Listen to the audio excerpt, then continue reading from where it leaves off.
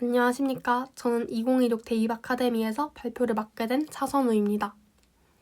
저는 서울대학교 국어국문학과에 2호 학번으로 입학할 예정이며 수시 학생부 종합전형 중에서 일반 전형으로 합격하였습니다. 그렇기에 오늘 제 발표는 학종의 주요 평가 요소인 생기부를 어떻게 꾸려나가면 좋을지 제 경험과 함께 말씀드리는 시간이 되겠습니다. 목차입니다. 우선 입시에서 저의 스펙을 간단하게 소개하겠습니다. 이후 학종 평가 요소 분석을 거쳐 본격적으로 생기부를 꾸리는 과정을 예시와 함께 보여드릴 예정입니다. 그리고 또 학종에서 도움이 되었다고 느낀 부분을 4번에서 소개드리고 마무리하겠습니다. 제 소개를 하겠습니다. 저는 올해 1월에 달서구에 위치한 과학중점 일반고인 도원고등학교를 졸업했습니다. 제 전과목 평균 내신은 약 1.7이고 저는 생기부로 연세대 활동후 수영 그리고 서울대 일반 전형을 모두 1차 합격하였습니다. 이로써 제 생기부의 퀄리티는 검증되었다고 볼 수 있고 2차인 면접고사까지 거쳐서 최종적으로 서울대학교 국어국문학과에 진학하게 되었습니다. 저는 외부 컨설팅을 살면서 단 한 번도 받아본 적이 없는데요. 그렇기에 제가 직접 체득한 실질적인 방법을 공유하려고 합니다. 제가 서울대학교 최초합을 이뤄낸 방법, 이제부터 저와 함께 알아보도록 합시다. 생기부 꾸리기를 설명드리기 위한 기초로 학종 평가 요소를 짚고 넘어가겠습니다. 이 내용은 실제 서울대학교 학생부 종합전형 안내책자에 나와 있습니다. 학종의 선두주자인 서울대학교는 학생부 종합전형을 다음과 같이 정의합니다. 학생의 학교생활 전반에 대한 종합적이고 다면적인 평가. 내신 성적을 정량적으로 평가해서 합불이 결정되는 교과전형과는 달리 학종은 학업 역량, 학업 태도, 학업의 소양 이 세 가지를 정성적으로 평가합니다. 제가 밑에 상세 평가 요소를 적어놨는데요. 이 세 가지를 간단하게 요약하자면 첫 번째, 이 학생이 공부를 잘하는가. 두 번째, 이 학생이 공부를 성실하게 하는가. 세 번째, 이 학생이 공부 말고도 어떤 것에 뛰어난가. 세 가지를 볼 수 있습니다. 이렇듯 학종은 어느 하나만 챙겨서는 부족하기 때문에 더욱더 까다로운 평가 방식입니다. 생기부 꾸리기의 첫 번째, 바로 내신입니다. 교과만큼은 아니겠지만 학종 역시 수시이기 때문에 내신이 중요하다는 사실은 변하지 않습니다. 저는 내신을 간단한 Q&A 형식으로 알아보겠습니다. 첫 번째로 제가 정말 많이 들었던 질문입니다. 비단 서울대뿐만이 아니라 본인이 목표하는 대학의 커트라인보다 2등급 이상 낮은 내신 등급이 성적표에 찍힐 수도 있습니다. 저는 이런 학생들에게 일단은 포기하지 말라고 말하고 싶습니다. 물론 낮은 내신이 교과전형에선 치명적이고 학종에서도 감점 요소가 아니라고는 말할 수가 없습니다. 하지만 학종은 학생이 하기에 따라서 최대한 감점폭을 줄일 수 있습니다. 이제부터는 제가 실제로 활용하는 방법을 소개드리겠습니다. 첫 번째로 다음 학기에 해당 과목 혹은 유사 교과목 성적을 바로 올리면 좋습니다. 저는 1학년 1학기에 고등학교 처음이자 마지막 4등급을 받았는데 바로 통합과학이었습니다. 성적표에 4가 뜬 것을 봤을 때 너무 속상했고 또 내 수시가 이제 망한 게 아닌가 하는 비관적인 생각도 들었습니다. 하지만 저는 포기하지 않고 과학 공부를 해서 1학년 2학기에는 통합과학 2등급으로 마무리했습니다. 이 예시를 이어가면서 두 번째, 성적이 안 좋다고 해서 그 과목을 버리거나 수업에 불성실하게 임하는 것은 절대 금물입니다. 저는 1학기 때 비록 4등급이긴 했으나 1년 내내 과학 수업에 열심히 참여했고 선생님께 질문도 많이 하는 학생이었습니다. 결론적으로 제 통합과학 혜택에서 저는 성실하고 자기주도적이며 탐구 열정이 높은 학생으로 나타났습니다. 성적이 안 좋아도 열심히 했다면, 심지어 성적까지 올렸다면 정성평가에서는 그나마 감점폭을 줄일 수 있습니다. 물론 처음부터 성적이 높다면 더할 나위 없이 좋겠지만 그게 아닌 경우에는 저와 같은 방법으로 대처하시길 바랍니다. 두 번째로 아마 많은 학생들이 선택 과목에서 하는 고민일 겁니다. 예를 들어서 경제학과를 가고 싶어하는 학생이 있습니다. 학교에 열린 교과목 중에 생활과 윤리는 수강자가 굉장히 많고 반면 본인 진로와 관련이 가장 큰 경제는 수강자 수가 매우 적다고 해봅시다. 이런 지점에서 많은 학생들이 고민을 하게 됩니다. 저는 생윤과 경제 이 과목이 여기 적어둔 리스크와 리턴으로 설명할 수 있다고 봅니다. 조금 더 직관적으로 설명해 보겠습니다. 마치 예금과 주식 같은 개념입니다. 예금은 큰 이익을 보긴 힘들지만 안정적입니다. 주식은 성공한다면 예금보다 훨씬 큰 이익을 얻지만 실패 확률도 큽니다. 그렇기에 저는 학생 본인이 각 과목을 수강했을 때 얻는 이익과 손해 계산과 더불어 본인이 위험을 얼마나 감수하고 견딜 수 있는지 자신의 멘탈까지 고려해서 결정 내리시길 바랍니다. 그리고 만약에 소수 과목을 들어야 했을 때는 등급이 잘 나오지 않더라도 포기하지 말고 원점수라도 최대한 높이시길 바랍니다. 보시는 성적은 제 2학년 1학기 그리고 2학년 2학기 사탐 성적인데요. 여기 제가 강조드리고 싶은 것이 모두 들어있습니다. 1등급이 2명뿐인 굉장히 소수 과목인데요. 우선 윤리와 사상은 99점이라는 높은 원점수로 늘 1등급이었기 때문에 저에게 보험이 되어 주었습니다. 세계지리는 1, 2학기의 등급은 계속 2등급이어서 똑같다라고 생각하실 수 있지만 1학기의 원점수가 90점이었던 것에 반해 2학기에는 97점이라는 높은 원점수로 올렸습니다. 또 동아시아사는 원점수와 더불어 등급까지 올린 차례입니다. 이렇듯 소수 과목을 듣게 되었을 때는 최대한 높은 원점수로 등급을 보완하시고 저에게 윤사가 그랬던 것처럼 보험 과목을 하나쯤은 두시길 바랍니다. 내신 이야기의 마지막입니다. 저는 총내신 1.7이라는 일반고에서 스카이를 가기에는 위험한 성적을 가졌습니다. 그렇지만 제가 학종에서 성적을 보완한 방식을 이제부터 소개해드리겠습니다. 첫 번째로 꾸준한 상승세입니다. 2.8부터 1.0까지 저는 완벽한 우상향 곡선을 그렸습니다. 특히 3학년 1학기에는 총 6과목에서 올 1등급이었는데 원점수도 거의 100점에 가까워서 완벽한 마무리를 지을 수가 있었습니다. 이런 그래프는 누구라도 한 번쯤은 주목할 수밖에 없을 거라고 생각합니다. 두 번째로 무엇보다 저는 과목을 가리지 않았습니다. 버리는 과목 하나 없이 늘 최선을 다해서 공부했기 때문에 앞에서 말씀드렸듯 설령 성적이 낮은 과목이라도 우수한 혜택을 받을 수 있었습니다. 더불어 절대평가 과목도 최대한 100점에 가까운 높은 원점수로 A를 받아서 저의 성실한 학업 태도를 보여주고자 했습니다.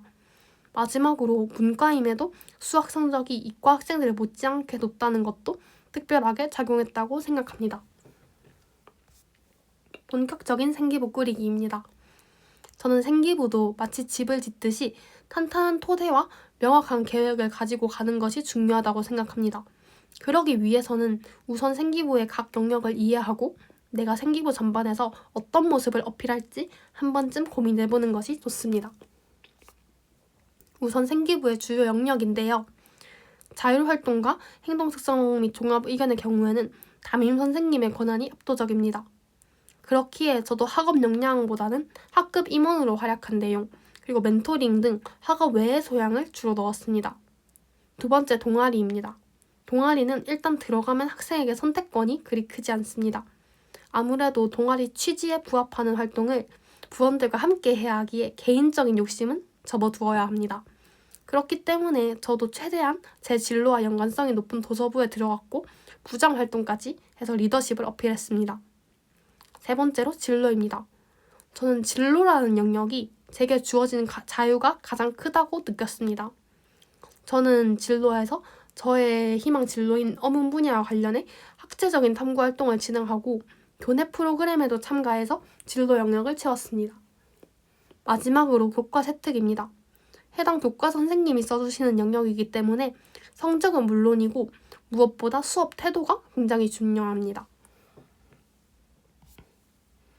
그 다음으로 저는 생기부에서 키워드라는 것을 선정했습니다. 여기서 키워드란 제가 생기부에 필수적으로 또 전반적으로 반드시 녹이고 싶은 것을 추린 것입니다. 저는 이 4가지를 선정해서 생기부 곳곳에서 골고루 드러냈습니다. 물론 저도 처음부터 이 키워드를 명확하게 생각했던 것은 아닙니다. 2학년쯤 되어서 그동안 두루뭉실하게 생각했던 것을 이렇게 키워드로 정리했습니다. 그러자 키워드를 기반으로 생기부를 보다 수월하게 꾸려나갈 수가 있었습니다. 저는 과유불급이라고 생각했기 때문에 키워드를 선정했습니다. 생기부는 지면이 한정되어 있기 때문에 이것저것 무분별하게 넣었다가는 이도저도 아닌 것이 될 거라고 생각했습니다. 물론 키워드 안에만 매몰되지는 않았지만 키워드화를 통해서 어느 정도의 강조점을 주어 저를 더 효율적으로 어필했습니다. 그리고 키워드 선정의 기준은 다음 4가지인데요. 1번에서 3번은 아마 쉽게 유추가 가능하실 거라고 생각합니다. 제가 부연 설명할 것은 4번째, 즉 차별점 만들기입니다. 여러분이 입학사정관이나 교수님이고 몇백 명의 생기부를 계속 읽는다고 상상해 봅시다. 이 말이 다 저 말 같고 지루해지지 않을까요? 그래서 저는 그 안에서 눈에 띄기 위해 방법을 고민했습니다. 적을 알아야 나를 안다는 말이 있죠. 저와 비슷한 진로를 가진 학생들이 뭘 하고 있을까를 저는 먼저 고민했습니다. 제가 내린 결론은 대부분의 어문계열 지망 학생들이 인문에만 매몰되어 있다는 것입니다. 이과 과목에 취약하고 해당 분야에 관심도 별로 없습니다. 물론 진로 관련 내용이 없어서는 안 되지만 이미 그 내용이 탄탄하다면 저는 다른 분야와의 연계를 해보는 것을 추천합니다. 예를 들면 저는 자연계열 친구들과 신약 개발 관련 독서 모임을 진행하면서 관련 윤리적 딜레마까지 추가적으로 탐구하고 사회계열 친구들과 인공지능 법관에 대한 토론을 진행했습니다. 또한 저는 꾸준히 사회복지에도 관심이 많아서 문화 불평등 현상이나 혐오 표현처럼 국어 공문과 연관지어 탐구한 경험도 있습니다. 이렇게 인문이라는 틀을 벗어나자 제 생기부는 더욱 풍성해졌습니다. 이런 식으로 한 번씩 특별한 것을 넣어주어서 쭉 읽어도 지루하지 않은 나만의 생기부를 만들어 보시길 권합니다. 이제부터 본격적으로 이제 영역별로 어떤 활동을 하면 좋을지 이야기해 보겠습니다. 첫 번째로 교과 세특 주제 탐구입니다. 이런 주제 탐구는 교과에서 수행평가가 되기도 하고 선생님께서 따로 거두시는 보고서의 내용이 되기도 하여 생기부에 기재됩니다. 교과에서 탐구활동을 할 때 동기, 탐구활동 내용, 후속 탐구 이런 정석적인 구조는 많이 알고 계실 것입니다.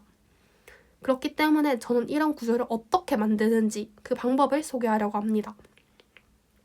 저는 3년 동안 주제 탐구를 하면서 다음과 같은 공식을 만들었습니다. 우선 교과목을 불문하고 가장 첫 번째는 바로 과목의 본질입니다.